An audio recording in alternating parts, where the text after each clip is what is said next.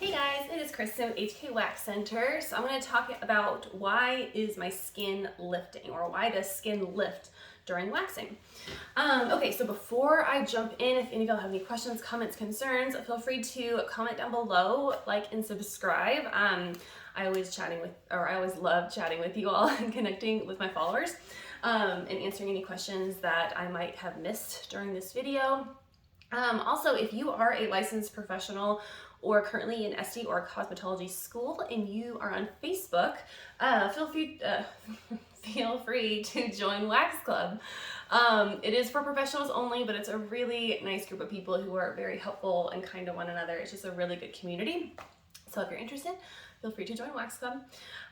Okay, so one of the worst things that can happen during a wax appointment is for the skin to lift. If you've never experienced it, you are lucky, and I hope that you never do, because it's truly awful. So what does skin lifting mean? Skin lifting is also sometimes known as a wax burn, but it's caused by the wax adhering to the skin itself, not just the hair. So whenever you remove the strip, some of the skin comes off with it. So it will remove like the top layer of live skin. I'm not talking about the dead skin that comes off, because that's just like natural with waxing.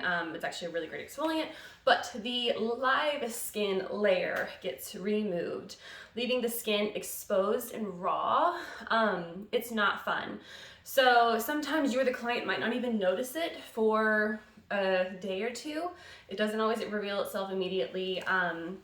A lot of the times you will feel immediate pain, but then there's other instances where you might not feel any pain, and then all of a sudden you just see a scab.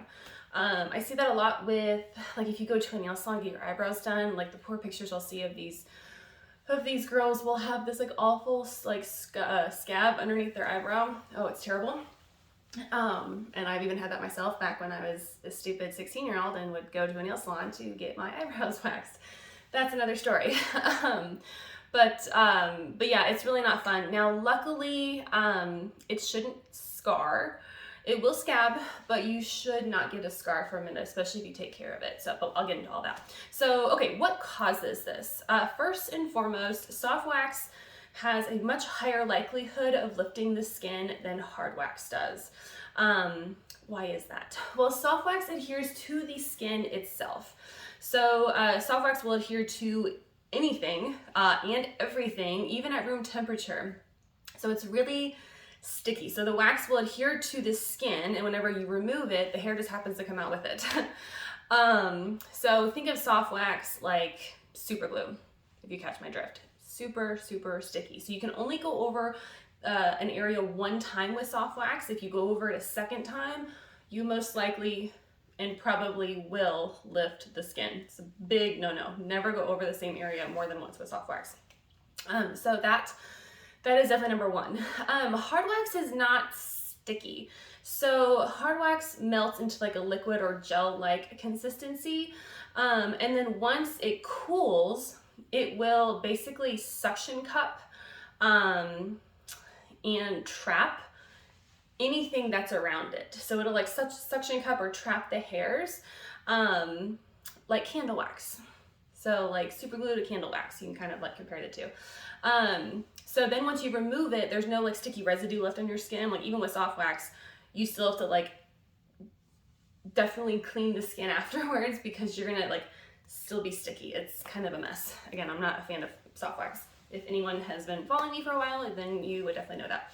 So other things that can cause the skin to lift would be applying the wax too hot, going over the same area more than once, using a low quality wax, and then products that your client might be using at home, like retinol. I'll go over all of these. So the first one, applying the wax too hot. If the temperature is too hot, you're going to immediately burn the client, and that top layer of live skin is going to come off. So you always want to make sure you test out the wax beforehand. The easiest way to test it out is just like a little strip on the inside of your wrist to make sure it's not too warm, because if it's too warm for you, it's definitely going to be too warm for them. So always test the temperature of your wax first. Going over the same area more than once. So like I said, with soft wax, you can only go over an area one time, otherwise you most likely will lift the skin.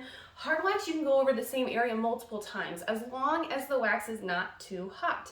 If it's too hot with hard wax, you can still lift the skin, unfortunately. So again, test the temperature. Those two kind of go together. Using a low quality wax. I cannot stress this enough that the quality of your wax is so important. I would never recommend using anything on your body that comes from China. If you're not aware of this, then I would definitely recommend you look it up. But their regulations are pretty much non-existent, so you can't trust anything that they say.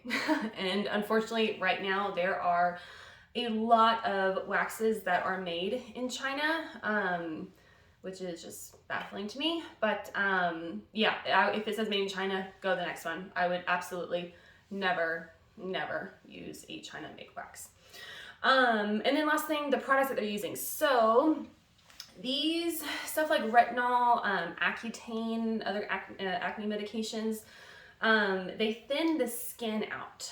So when the skin is thinner, it is much easier to lift. So you always want to make sure that you check with your client beforehand what products are they using at home, so that you know if there's any anything that is going to make you stop the waxing appointment before it happens and before there is a disaster.